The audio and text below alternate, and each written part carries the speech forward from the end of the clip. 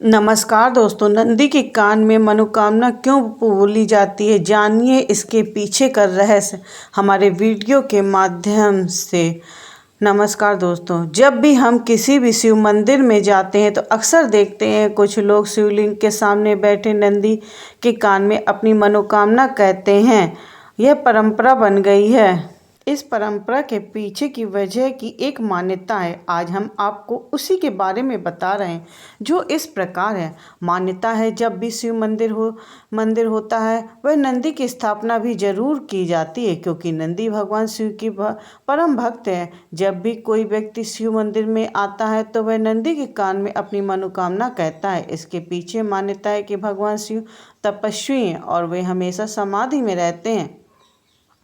ऐसे में उनकी समाधि और तपस्या में कोई विघ्न न आए, इसलिए नंदी ही हमारी मनोकामना शिव जी तक पहुंचाते हैं। इसी मान्यता के चलते नंदी को लोग अपनी मनोकामना कहते हैं। शिव के ही अवतार है नंदी। शिलाद नाम के एक मुनि थे जो ब्रह्मचारी थे। वंश समाप्त होता देख उनके पितरों ने उनसे संतान उत्पन्न करने को कहा। शिलाद मुनि ने संतान भगवान शिव को प्रसन्न कर अयोनिज और मृत्युहीन पुत्र मांगा। भगवान शिव ने शिलाद मुनि को यह वरदान दे दिया। एक दिन जब शिलाद मुनि भूमि जोत रहे थे, उन्हें एक बालक मिला। शिलाद ने उनका नाम नंदी रखा। एक दिन मित्र और वरुण नाम के दो मुनि शिलाद के आश्रम में उन्होंने बताया कि नंदी अल्पायु हैं। यह सुनकर नंदी महादेव की आराधना करने लगे। प्रसन्न होकर भगवान शिव प्रकट हुए और कहा कि तुम मेरे ही अंश हो, इसलिए तुम्हें मृत्यु से भय कैसे हो सकता है। ऐसा कहकर भगवान शिव ने नंदी का अपना गणाध्यक्ष भी बनाया। अमृत कथा। क्या हम पूर्ण सुखी हैं? पुराने समय में एक राजा था। राजा के पास सभी सुख सुविधाएं और असंख्य सेवक सुविधाएं हर समय उनकी सेवा में उपलब्ध रहते थे। उन्हें किसी चीज़ की कमी नहीं थी। फिर भी राजा उनके जीवन के सुखी नहीं था, क्योंकि वह अपने स्वास्थ्य को लेकर काफ़ी परेशान रहता था। वे सदा ही बीमारियों से घिरे रहते थे। राजा का उपचार सभी बड़े बड़े वैद्यों द्वारा किया गया था, परंतु राजा को स्वस्थ नहीं हो सके। समय के साथ राजा की बीमारियां बढ़ती जा रही थी। अच्छे राजा की बढ़ती बीमारियों से राज दरबार चिंतित हो गया। राजा की बीमारियां दूर करने के लिए नगर में ऐलान करवा दिया गया कि जो भी राजा स्वास्थ्य ठीक करेगा उसे असंख्य स्वर्ण मुद्राएं दी जाएंगी। यह सुनकर एक वृद्ध राजा का इलाज करने राजा के महल में गया। वृद्ध ने कहा, राजा के पास आकर कहा, महाराज आप आज्ञा दे दें तो आपकी बीमारी का इलाज मैं कर सकता हूँ। राजा की आज्ञा पाकर वह बोला, आप किसी पूर्ण सुखी मनुष्य के वस्त्र पहनिए, आप अवश्य स्वस्थ और सुखी हो जाएंगे। वृद्ध की बात सुनकर राजा के सभी मंत्री और सेवक जोर जोर से हंसने लगे। इस पर वृद्ध ने कहा, महाराज अपने सारे उपचार करके देख लिया, यह भी करके देखिए, आप अवश्य स्वस्थ हो जाएंगे।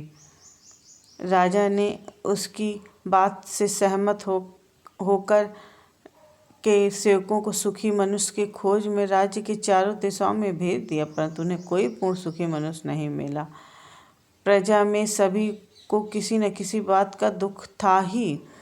अब राजा स्वयं सुखी मनुष्य की खोज में निकल पड़े। अत्यंत गर्मी के दिन होने से राजा का बुरा हाल हो रहा था और वह एक पेड़ की छाया में विश्राम हेतु रुका। तभी राजा को एक मजदूर इतनी गर्मी में मजदूरी करता दिखाई दिया। राजा ने उससे पूछा, क्या आप पूर्ण सुखी हो? मजदूर खुशी खुशी और सहज भाव से बोला, भगवान की कृपा से मैं पूर्ण सुखी हूँ। यह सुनते ही राजा भी अति प्रसन्न हुआ। उसने मजदूर को ऊपर से नीचे तक देखा तो मजदूर ने सिर्फ धोती पहनी थी और वह गाढ़ी मेहनत से पूरा पसीने से तर थी। राजा यह देखकर समझ गया कि श्रम करने से ही एक आम मजदूर भी सुखी है और राजा कोई श्रम नहीं करने की वजह से बीमारी से घिरे रहते हैं। राजा ने लौटकर उस वृद्ध का उपचार मान उसे असंख्य स्वर्ण मुद्राएं दी। अब राजा स्वयं आराम और आलस्य छोड़कर श्रम करने लगे। परिश्रम से कुछ ही दिनों में राजा पूर्ण स्वस्थ और सुखी हो गया। कथा का सार यह था कि आज हम भौतिक सुख सुविधाओं के इतने आदी हो गए हैं कि हमारा शरीरों की रोगों से लड़ने की शक्ति क्षीण हो जा रही है। इससे हम जल्द ही बीमार और गिरफ्त में आ जाते हैं। अतः स्वस्थ और सुखी जीवन का रहस्य यही है कि थोड़ा बहुत शारीरिक परिश्रम जैसा योगा, ध्यान, भ्रमण आदि अवश्य करें और जितना संभव हो सके शुद्ध, देसी, पौष्टिक, मिलावटी आहार लें। जय भोलेनाथ।